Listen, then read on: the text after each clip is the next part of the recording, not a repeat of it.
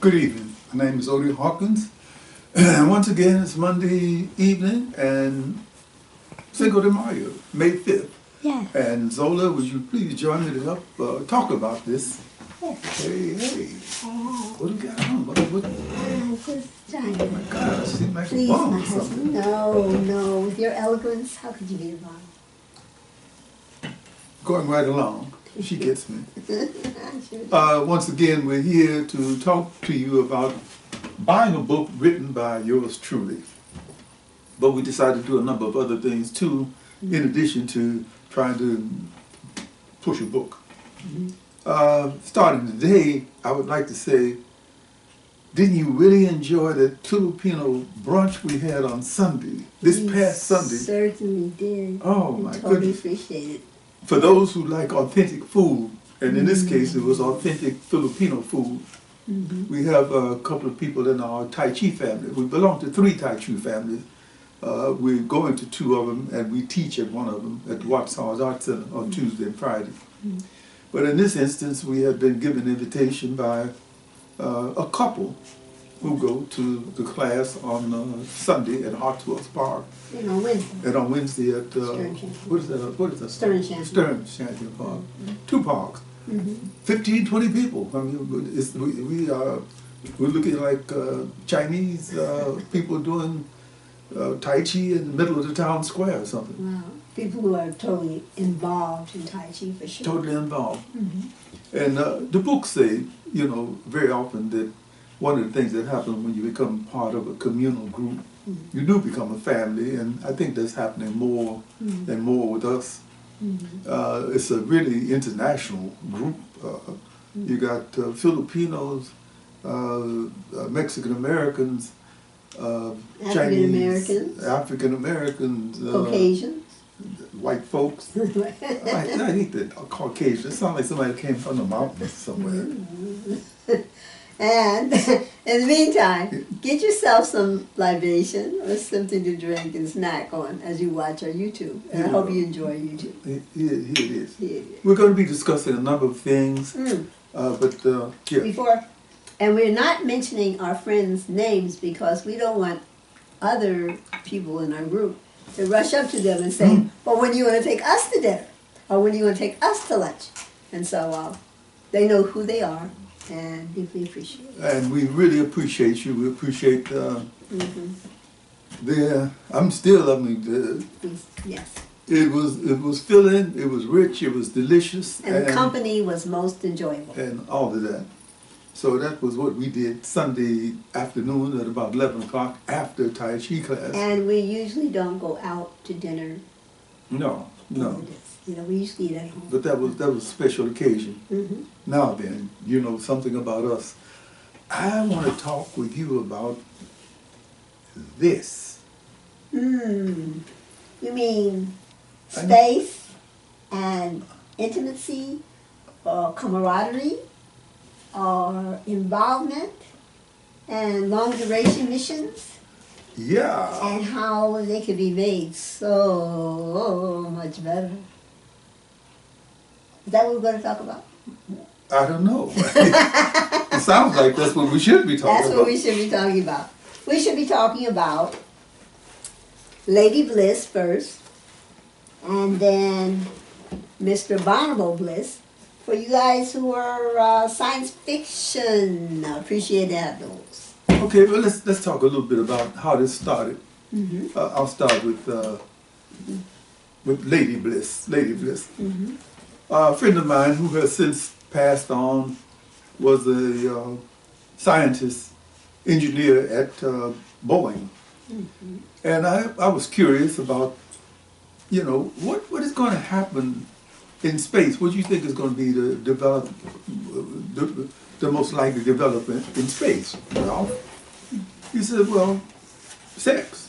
It's got to play a part sooner or later. We're not talking about people becoming chemically castrated or anything. And I'd never given it any thought. So we started off designing a character who would be female, but not a comfort woman. It would not be a prostitute or anything like that. She would be a figure that could be conjured up out of molecular energy. Let's say the astronauts, there were 7 of them, Yes. 7 males of different races and ethnicities. They're on a long-range mission. They've been told that, well, you're going to be just celibate for however long the mission is. And they petitioned to something we call the National Association for the Preservation of Astronauts. Mm-hmm. They petitioned for some comfort. You know, wait a minute, you know, we are healthy young men, and we would like to think that we will lose a little or a little weight while we're in space, but we don't want to lose everything. Right. So, in one of these scientific labs, which is totally possible these days. Yes. Ask the Japanese. Ask the Japanese. Mm. They designed a lady that we nicknamed Lady Bliss. Mm-hmm. Lady Bliss has her own compartment, and on occasion, whenever each one of these astronauts finds the need to consult Lady Bliss, they all have scheduled times. They go there. It's not just strictly a sexual rendezvous thing. For example, William Martinelli, one of the space astronauts, wants to go and talk with her. He needs like the kind of talk he used to have with his mother, you know, Mom, what? So he goes for that purpose. Somebody else goes because he's missing his girlfriend and he wants to talk about his girlfriend. So it's relatively innocent, and there are no purple passages in it designed to do nothing but frivolously exploit your sexual predilections. Okay. And what I truly like about it, it reminds me of, I guess, of Star Trek or The Next Generation, where there's a room you go into and it's purely fantasy. However, you could get hurt in it, even though you're in a fantasy. And everything seems real. Yeah. Okay? But it's... What do they call that when they reconstruct the molecular... I'm trying to remember. Yeah, it'll come to you. But they put people in a beam of light and... Hologram. And they reconstitute their molecular structure. And this is more than a hologram because he can feel and she can feel. And, yeah. Moving right along. Okay. Yeah, okay. I did that. We did that. Ralph Vernon and myself. I don't know if you can see his picture here, but... Let's see if we can bring it up closer. There we go. Hopefully, there's Ralph Vernon and Odie Hawkins. Ralph was a brilliant guy, and he gave me a lot of ideas. The cover was done by Charles Dixon. And there are some photos, they're in black and white. There are some photos of the Blisses, perceived ideas of the Blisses within the book. Each one of the astronauts has a different idea of what Lady Bliss would look like, and so when they put their little card into the register, they register and put their code in. They code in. They receive the lady of their choice. Morphs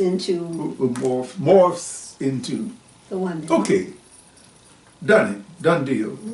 Now, this lady here said, "Well, wait a minute.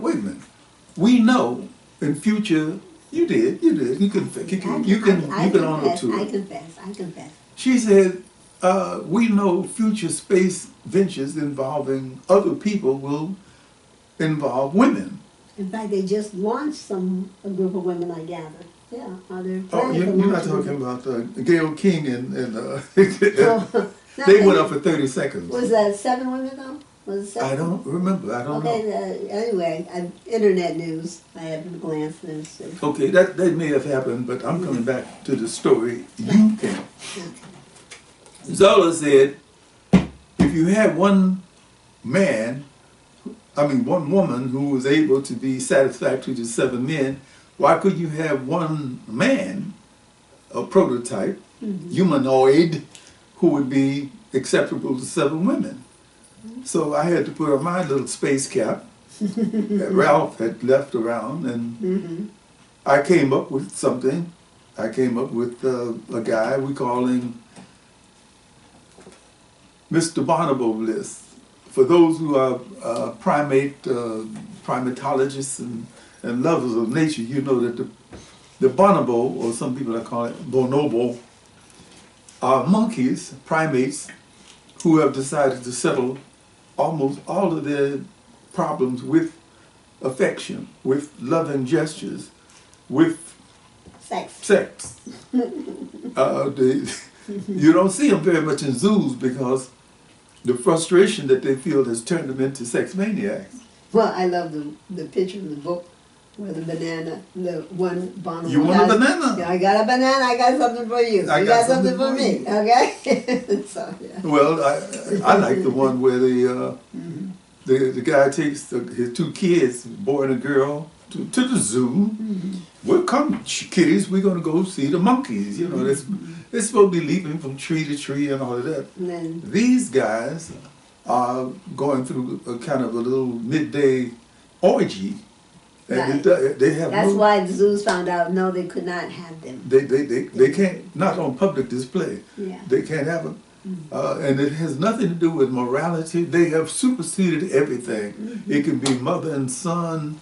It can be daughter and father. It can be cousin and auntie. I mean, they're primates. They're primates. Okay, they have religion. Not only that, no evil here. They found out that they are one of the few primates that make love face to face. Yeah. Which is, and so also just look it up. When you get the book, when you see the book, me and the old white guy used to go to the library, and we would be waiting to get the book because it was always out, and he would laugh when he got it. My turn, my turn. And that is the truth.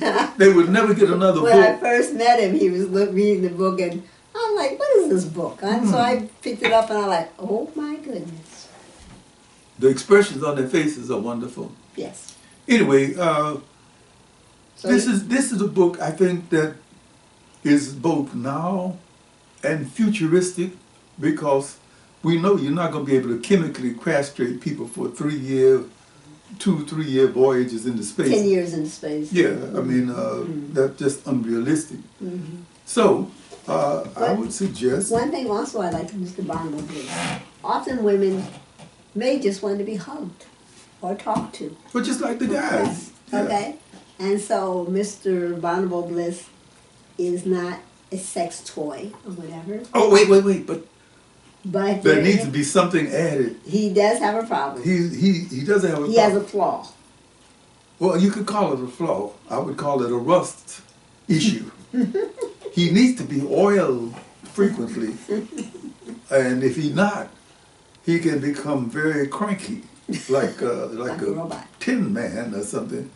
So that's one of the little elements in this story. That he has a cute tongue-in-cheek. Yes, there was a cute tongue-in-cheek situation where he had not been active for a while, and so the scientists had to help him out to get enough of what he needed to do. I won't spoil the whole thing for you, but won't do that. but he did wind up eventually becoming almost a god-like creature to some people in the Amazon, some indigenous people in the Amazon.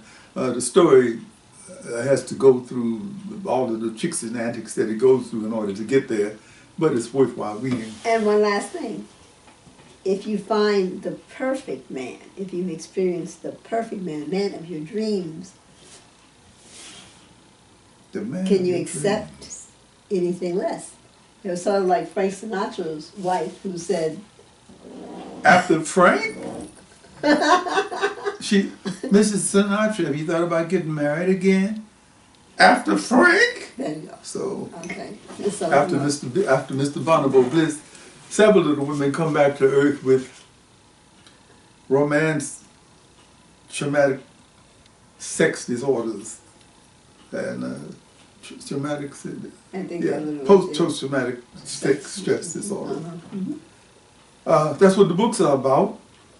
And perfect gift for holidays and for birthdays. And the characters they are so real, they kind of leap out of the page and make you think that they are real people like this.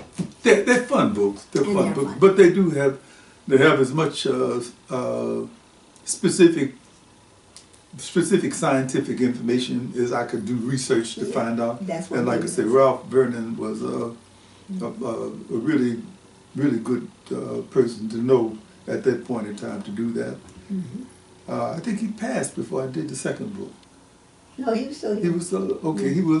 He was still alive, but he wasn't too He was much. interested in Mr. Bonobo Bliss. I mean, That was. he was former Marine, so not truly interested in other man's needs. That's a gentle way to put it. That's a gentle way to put it.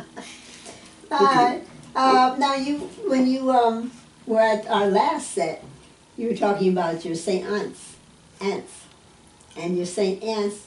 We missed one. That was Dr. Margaret Burroughs. Okay, I'm going to save her till the end of this because we're talking about the event that's coming on May 31st. Oh, May 31st, yes indeed. Yeah, that's what you told me. Yes indeed. Yeah. So there's an event that's coming, and it is called... What is it called? It is called... Let me see if I can get it down. What is it called? It's a Lifetime Achievement Celebration. A Lifetime Achievement Celebration? You're still writing, so I'm like, well, within the past time to present, okay, to May 31st, that lifetime, okay. Of this year? Of this year. And it will be Saturday, May 31st, 2025, from 2 to 5 p.m. That's a Saturday. And it's going to be at the A.C. Bilbrew Library at 150 East El Segundo Boulevard in Los Angeles, 961. All right, and this event is sponsored by the A.C. Bilbrew Library Writers Group, co-sponsored with the A.C. Bilbrew Friends of the Library. And so for this gentleman who has written 38 books, who has an NAACP award, which they took away and put in a warehouse while they were taking a picture. Just saying. I don't begrudge anybody anything. What happens And if anybody likes the Monkey Hustle, he wrote it. If anybody likes the Big Party with Sanford and Son, he wrote it. And if anybody likes, what is it, Big Sister? No, Old Sister? Old Sister. Old Sister. It's a great movie too. Yeah, I've had, you know what, the visual things are okay, but as most people know, when you write a screenplay, it becomes a collaborative effort, and you don't really have a lot to say unless you are, I don't know, Rod Serling or somebody. You don't have a lot to say about the end result. And the reason I recoiled in horror at the idea of mentioning the Monkey Hustle, which was not the name I gave the screenplay. The name I gave the screenplay was Ghetto Jet Set, but they wanted to make something else out of it. The thing about the big party is I wanted to call it a rent party, which is something people used to do in Chicago especially. The renters do, and people want to raise a little money. So they would have a few attractive ladies come free, and then the guys would come and they would charge them waistline prices. Isn't that something? Sometimes, if the money was really desperately needed, they would charge you $1 an inch. Or sometimes somebody might charge $1 a pound. So here comes the big dude weighing 190 pounds. In Chicago. And he says, I'm not going to pay $199 to get in here. It's okay, pay what you can. So he gets $40, something like that. They would always earn money to make the rent. The producers, of course, not knowing anything about black cultural habits on the south side of Chicago circa 1960-something, turned it into a travesty, and that's the end of that. And we appreciate the royalties, so watch it more. Yeah, that's the point. Just from a practical point of view. But I'm a lot prouder and more involved with the 15 or 20 radio shows I wrote for the Theater Radio Theater Yes, but you can find it on YouTube. Yeah, this man, Elliot Lewis, had formerly been the producer of the I Love Lucy shows, which meant that he had a little clout and he didn't have to be concerned about people above him telling him, don't do this, don't do that. He told me, write superbly, give me superb scripts, and we'll put you on. Not excellent, superb. So I took a deep breath and dived right in, and every script that I gave him was done. So I must have done something superbly. Also, there's one thing you did, a small play, Familiar Strangers, on the bus. You know, you wrote for Craig. Edwards. I mean, Craig Ali. Very interesting thing. We knew two Muslim brothers. One of them died, I should say, a very peaceful death. And the expression on his face was beatific. If he wasn't going to heaven with 73 virgins, I don't know who was. His friend, before he died, he and Craig Ali. Muhammad, Right. I want to say Muhammad Ali, but he and Muhammad positioned me to write some pieces for a newspaper they could call him Khalifa. I wrote some articles, and Craig, I think he talked to me before Muhammad died about doing the screenplay. Right. He had an idea. He wanted to have a short independent film done of something, the way he put it. I came up with the idea of something called Familiar Strangers. And since he had been a bus driver at one point, and I came up with the idea of people riding on the bus in Santa Monica every day who didn't really know very much about each other, but they were familiar strangers. Right. And And then, that's on YouTube, by the way. if things begin to happen, because that's what happens when people get to know each other by sight. And it was well received. I think Greg could have taken it to the Cannes Festival or something like that, but he wasn't that sophisticated. Well, also he was going through some employment problems at the time. He was working at Santa Monica College. Right, there were some problems. And you wrote a play for him, though we're not Muslims, but you wrote a play that encompasses quite a bit. Well, this is still pertinent, I think, and I've done the thing as a series of short stories. Most people who are Muslims in the New World tend not to be Arabic. They tend to be African Americans, they tend to be white people who want to have an involvement with Islam and so forth. The old line Muslim people from Pakistan and from Arabia and Oman and Dubai, you know, in the old Muslim world, cannot very easily adjust to the New World style of Islam. I'm hesitating about this because they bring a sense of Islamic values that a lot of American Muslims don't appreciate. For example, just recently I was reading the story about a young woman who was taken, young American-born Muslim woman in her teens, 18, something like that, who was taken to Kashmir, to Pakistan. It was a few days after being there, she was killed. And they were trying to figure out, you know, who killed her and why. The father and the family said, well, somebody did a drive-by shooting. Anyway, to make a long story short, they found out that the family had taken her home and had one of her uncles kill her because she had been guilty of dating. She had been guilty of what they call un-Islamic behavior. She had dyed her hair, she had wore lipstick, she was wearing plunging necklines and so forth and so on. So this story of that I'm telling is about the contest that's going on in some cases between New World born Muslims and Old World Muslims. Well, you know, you can say that with so many religions, you know, Baptists, Jehovah's Witness, you know, Japanese religions, Buddha, you know, that you know, maybe it's the influence that we have in the Western world, or whatever, or it's like people from here who go to other cultures Yeah. and embrace them. And But we want to take knows. we want to take who we are, Mhm. and they're saying, no, if you want to become a part of this, you have to submit to the way we think about things. Well, you know, what you shared with me recently, the documentary on Sikhs. Oh, yeah. And that, I thought that was such a beautiful way, you know, a beautiful, loving way to react and to treat other people, that the documentary said they do not want people, you know, want to force people to become a Sikh.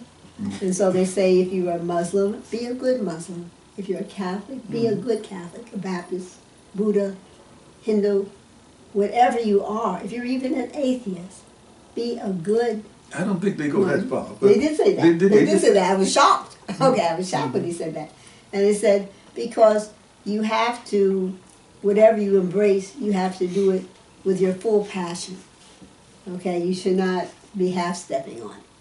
Okay, so. Okay, but you know the one thing I noticed about that particular documentary, with all of those beautiful things, a family of American-born Sikhs, mother, father, and I think 3 kids. 2 or 3, yeah. 2 or 3 were taken to. All over wherever Sikhs are. They went to India and so forth. To the UK. One of the things I did notice is that there were no African Sikhs. Oh. Not any place where they. Not see any. In the whole I kept looking for. Okay, the Sikhs, for example. Not even Japanese or anything? No. Okay. No, they were all Middle Eastern people. They were all Indians. They were all Indians, and you can say one thing, but I'm looking at the picture. There were no Japanese Sikhs. No. First of all, maybe Japanese don't like Sikhism. There were no African American Sikhism, which is something I look at right away. I don't see any black people there from America. There were no. I think there was a white Sikh. Yeah. One blonde guy. Okay, that doesn't say that the Sikhs are racist or anything like that. But Or that there are not any that are of different nationalities. Yeah. But- The point that they made that we picked up on is the fact that they're saying, be whatever, just be the best you can be. And that's the way it should be. Yeah, I know for myself, I give much respect for those who walk the walk and talk the talk. Every time. Yeah, give me that. Give me that. Look, we're about to close down now, but before we end, last time we decided we would talk a little bit about a woman named Dr. Margaret G. Burroughs. She was going to come in on the other saints that he's talking about or writing about in his life right now. Okay. Dr. Burroughs saved my life. I frequently call her my savior because I was a 15-year-old hard-headed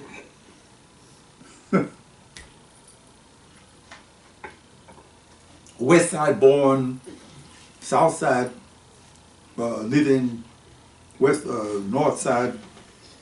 Chicago has 3 ghettos. The lake is on the east, so that's just.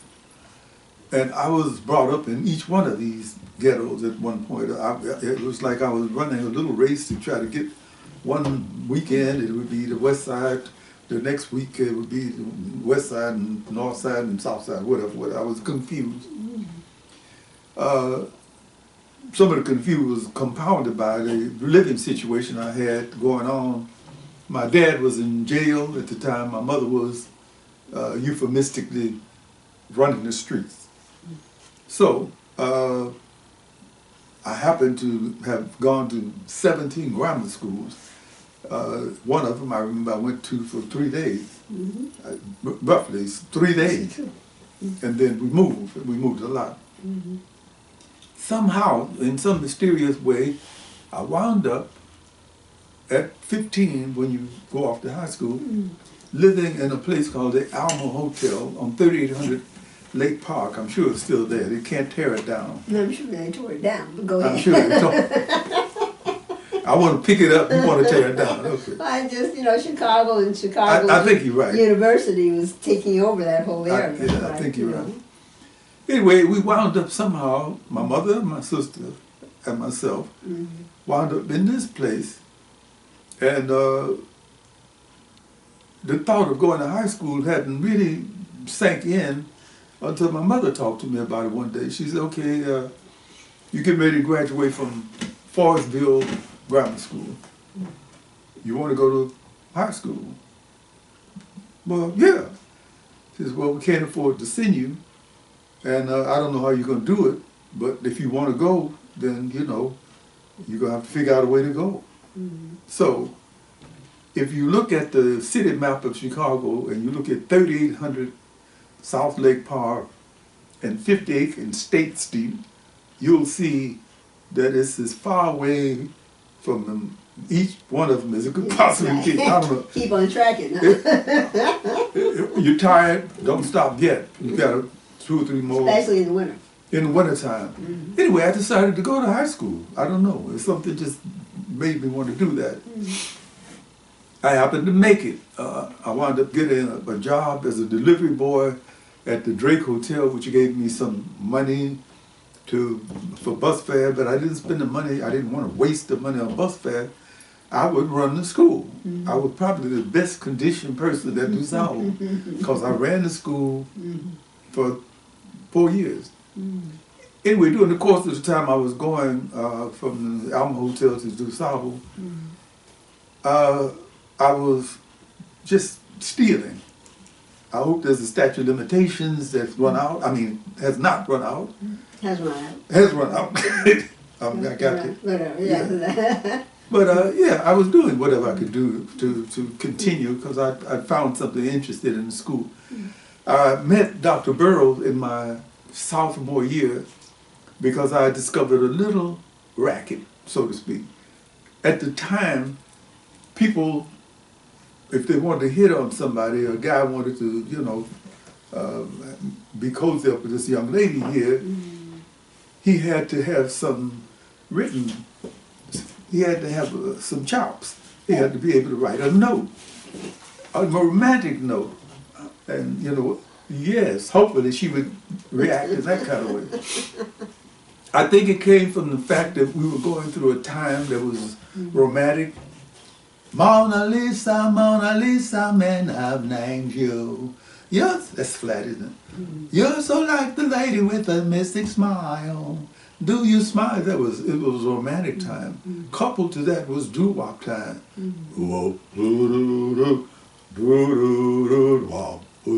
Doo-wop time. So everybody was in this romantic fever. Yes. And even when I came along 10 years later. 10 years later, it was still that was the tail end of it. Idea. But people weren't cussing each other out, I'm hanging out with a friend of mine named Eddie one day, and this cutie pie passes by, and he says to me, "I'm looking around for people open lockers that I might be able to visit later on. Get some lunch." And he looks and sees her, and wow, what do you think about that? And I'm looking at the lockers and think about what? Her. Well, so what? What? Man, I'd like to get together with her. I'll talk to her. You have to send a note. The common way to do was stick a note in the locker and wait for the reply. You didn't get no reply at the end of it.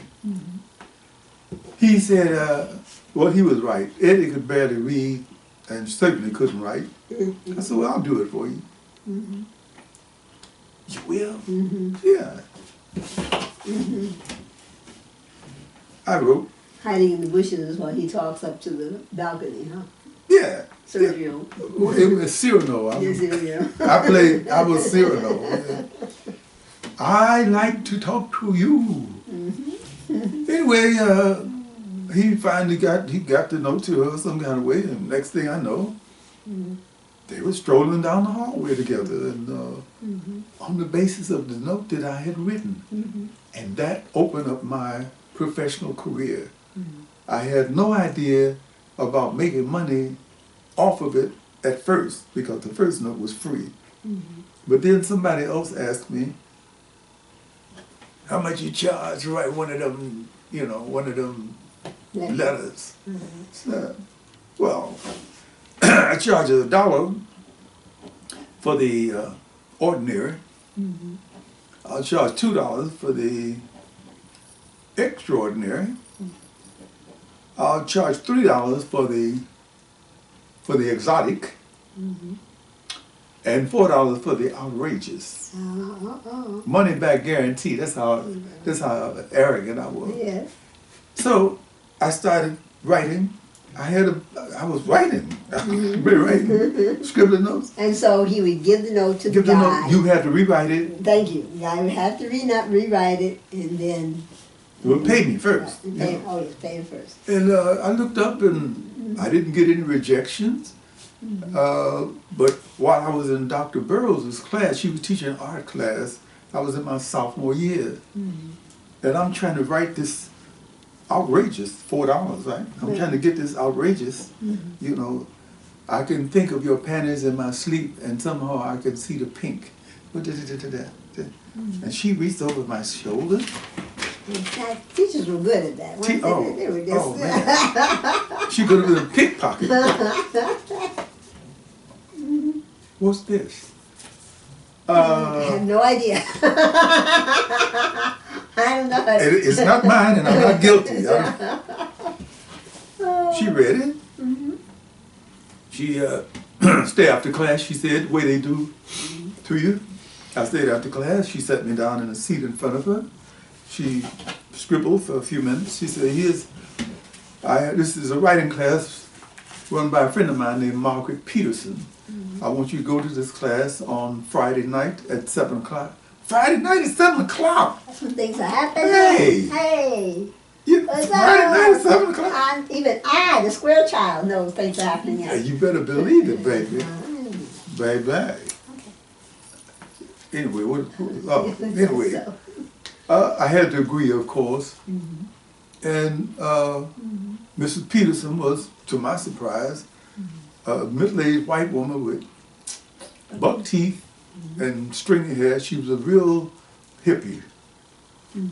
And the class was being held at the Baptist Institute right across the street from Washington Park on 51st Street, for those who know Chicago. 51st, and it was called South Parkway. It's King Drive now. I went, and she was the teacher. She was serious, you know. Margaret has told me that you were coming, and I expect you to. I looked, wow, the class was adults, about 10 white people and 5 or 6 black people, and they were all so sophisticated. They had cigarettes and holders, and they had their own private little ashtrays. And after class, they went down the street to the Grand Hotel to have martinis. You know, I was 15, 16, 17. Outclassed. But okay, I did it, and I was okay. She gave me some valuable pointers, stuck with me the rest of my life. But I couldn't hack it. I was walking too many places. I would run down. I'm running to school. When I didn't, if I had a desperate thing to get to school, I had to take the bus. Then I'm coming back. I'm living in the Alma Hotel, 3800 Lake Park. Constant noise. Constant noise. Constant. The place was, the first and second floor were a brothel. It was where the prostitutes brought their johns from the red light district around the corner on 38th Street, 39th and Cottage Grove. So as she says, it was constant noise. Meanwhile, I'm going to school half asleep, and I had to tell Dr. Burroughs, look, I can't go to class on Friday night because by the time Friday gets around, I'm exhausted. And she's fine. You didn't tell me you were living on 30. You know, a lot of people had taken buses and stuff. 38 in Lake Park was off somewhere. You know, you had to take another bus. But she did. She just put her arms around me and said, not literally, but I mean spiritually. Right. I'm going to help you. She didn't say that because she never said anything like that.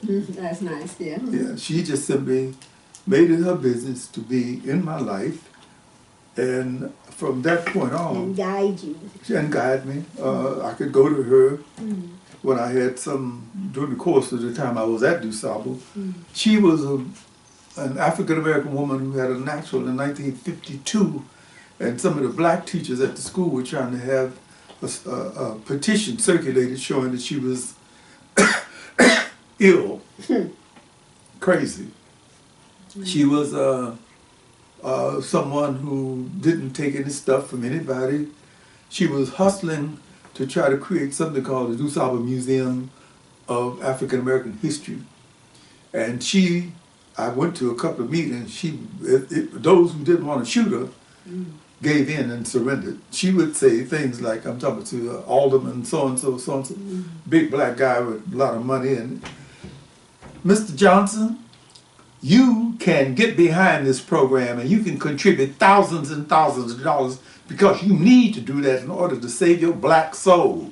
Ooh. Now, if you don't do this, you may go to hell. And I'll be the first one to stand there and look at you and applaud as you go by. Or words to that effect. Oh, and he says, yes, I vote that we give Margaret Burroughs $10,000 so she can get the hell out of here. And leave us alone. And leave us alone. But I'm exaggerating a little bit, but she got her museum. She was the first museum of African American history in the United States. And why she's not given more credit for that, I don't know. Yeah. So there is my story of my relationship with Dr. Burroughs. Which you call her as briefly the end of the Saint Ants? Okay, right now, the book that I'm writing is dealing with 5, I'm calling not ants, but saints. Saints. With an S in the... saints, okay. Saints. Because they were people who saved me.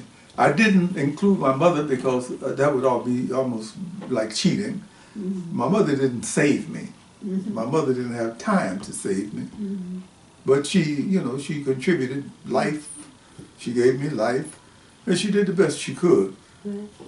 But to be really honest about it, I wanted to be honest about it. She was 16 when she had you, right? Yeah, she's 16. My daddy was... Baby having a baby. Daddy was 18. I mean, I could just see them right now. Who gets up to go put a nipple in the baby's mouth in the middle of the night after they've been out half the night, wildcatting? One of the ants. One of the ants. That's about it. Listen, we're going to call it the end for this particular session. Okay. I hope that someone will look at the Bliss books. Yes, indeed. And check them out. Lady Bliss and Mr. Bonobo Bliss. His website is odiehawkins.com. The Underground Master. You can also find his books on Amazon or just Google Odie, O-D-I-E, Hawkins. Zola Salena-Hawkins has been delivering the message to you, and as you can see, as I look at myself and look at her, she's going to share some of her goodies with me. I mean, her jewelry. Mein Mann. She's learning German, so I have to be careful. I love that. Mein Mann. Mein Mann. Meine Frau. Oh. Meine Frau. All right. See you next time. Auf Wiedersehen. Auf Wiedersehen. Adios. Adios. If you like our page, please like it. Assalamu alaikum. Sign. All that. Ashe.